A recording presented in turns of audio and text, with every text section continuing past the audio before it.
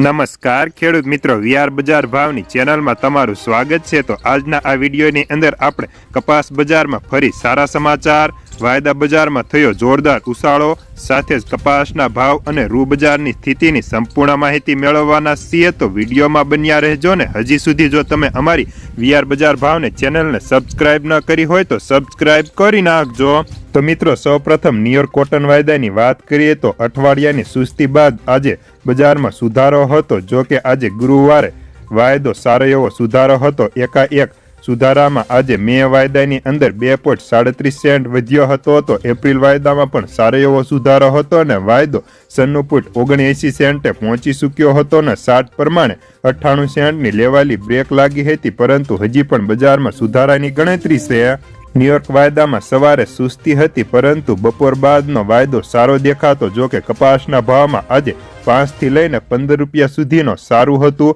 તેના કારણે વાયદામાં પણ આજે 1 લાખ મણની આવક હતી। કપાસના ભાવ આજે 1200 થી 1580 સુધીના હતા। તો કેટલાક યાર્ડમાં 1600 થી 1650 સુધીના ભાવ જોવા મળતા અને તે ઉપરાંત ગામડે બેઠા 1500 થી 1600 ની વચ્ચે ઓફર કરાતા। જ્યારે રૂ બજારની વાત કરીએ તો આજે રૂ બજારમાં સતત બીજા દિવસે કારણ વગર 350 રૂપિયાનો ઉછાળો હતો। સિઝનનું ટોપ આજે રૂ ગાંસડી 60,800 થી 61,200 ની સપાટીએ પહોંચી ગયા હતા।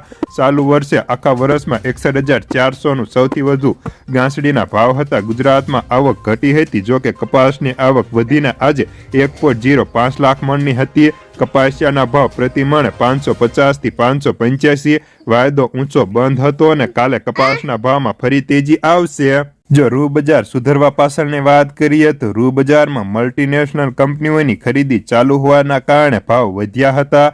કપાસમાં પણ મણે આજે સતત ત્રીજા દિવસે 10 થી 20 સુધારો હતો। ગુજરાતમાં કપાસની આવકો ઘટી રહેશે, પરંતુ જો બજારો વધુ કપાસની વેચવાલી થોડી આવશે તો કપાસના બજારમાં ધીમી ગતિએ સુધારા ચાલુ રહેશે। તો હવે વધુ સમય ન લેતા તમામ માર્કેટના બજાર ભાવ આ મુજબ રહ્યા હતા।